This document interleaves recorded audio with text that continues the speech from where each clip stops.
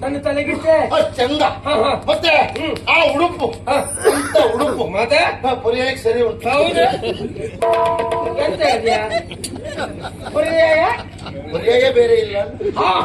ಅಷ್ಟು ಒಳ್ಳೆ ಹೀಗಿದ್ರೆ ನೀವು ನಿಮಗ್ ಮಂತ್ರಿ ಪದವಿ ಕೊಡುದು ಬಿಟ್ಟು ಹೋಗಿ ಹೋಗಿ ಆಹುನಿ ಕೊಟ್ಟು ಹಾಳು ಮಾಡಿ ಬಿಟ್ರು ಮನೇನೆ. ಹೌದಾ? ನಿಜವಾಗ ಹೇಳ ಉಂಟೊಯ್ಯವರೇ, ವೈಕುಂಠ ವೈಕುಂಠ ಅವರೇ, ನೀವು ಮಂತ್ರಿ ಅಲ್ಲ ಮತ್ತೆ ನಿಜವಾಗ ರಾಜ ಆಗ್ಬೇಕು ನೀವು. ಹೌದಾ? ನೀವು ರಾಜ ಆದ್ರೆ ನಿಮ್ ಮಂತ್ರಿ ನಾನೇ, ನನ್ನ ಮಂತ್ರಿ ನಾನು. ಜಾಣರಲ್ಲಿ ಜಾಣ ನೀನು ವಾಸುಕಿ, ನಾನೇ ರಾಜ ನೀನೇ ಮಂತ್ರಿ ವಾಸುಕಿ.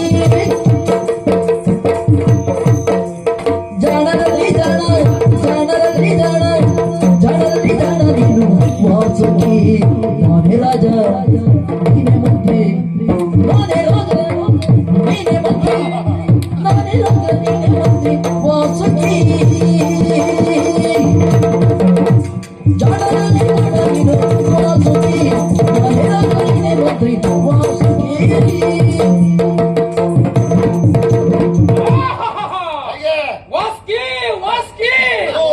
ವಾಸ್ಕಿ ಅಲ್ಲ ಮನೆಯಲ್ಲಿ ವಾಸುಕಿ ಕೂಡಿಸು ಹೇಳು ವಾಸ್ಕಿ. ಹಾಗೆ ಕೂಡಿಸುದು ಬೇಡ ನೀವು, ಸರಿಯಾಗಿ. ನಿನ್ನ ತಲೆ ಅಂದ್ರೆ ಅದು ತಲೆನೇ ಅಲ್ಲ ಪುಣ್ಯಾತ್ಮ. ಮತ್ತೆ ಸತ್ಯ ಹೇಳ್ಬೇಕಾ? 15 ವರ್ಷದಿಂದ ನನ್ನ ಜೊತೆ ಇರ್ಬೇಕಿತ್ತು ಮೊದಲು ಇಂತ ಸೂಚನೆ ಕೊಡ್ಲಿಕ್ಕೆ. ಯಾರು ಕೊಡ್ಲೇ ಇಲ್ಲ. ಹೌದೌದು.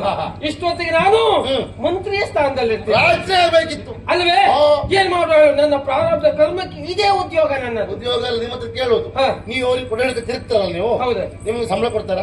ದೇವರೊಳಗೂ ಒಂದು ಹಣೆ ಕೊಡುದು, ಒಂದು ಹಣೆ ಕೊಟ್ಟ ಎಲ್ಲ ಹಾಗೆ ಸ್ವಾಮಿ. ಧರ್ಮಕ್ಕೆ ಯಾರು ಕೆಲಸ ಮಾಡೋರು ಇದ್ರೆ ಎಲ್ಲ ಮಾಡಿಸ್ಕೊಳ್ತಾರೆ, ಬಿಟ್ರೆ ಏನು ಪ್ರಯೋಜನ ಇಲ್ಲ. ನೀವು ಇನ್ನು ಬುದ್ಧಿವಂತರಾಗಬೇಕು.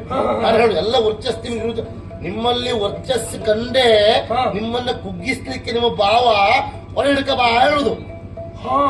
ನಿಮಗೆಲ್ಲ ಗೊತ್ತಾಗುದಿಲ್ಲ. ಹೌದಾ? ಮತ್ತೆ ಈಗ ನೀ ಹೇಳಿದ್ಮೇಲೆ ಸಂಪೂರ್ಣ ಅರ್ಥ ಆಯ್ತು ನನಗೆ. ಇನ್ನು ನೀವು ಅಲ್ಲ ಹಾಗಾದ್ರೆ ಹೇಳ್ತೆ ಅಂತಲ್ಲ, ನೀವು ಭಾವನ ಮತ್ತೆ ಕೇಳ್ಬೇಡಿ. ನೀವು ನಿಮ್ಮ ಉದ್ಧಾರ ಕೊಡುದಿಲ್ಲ.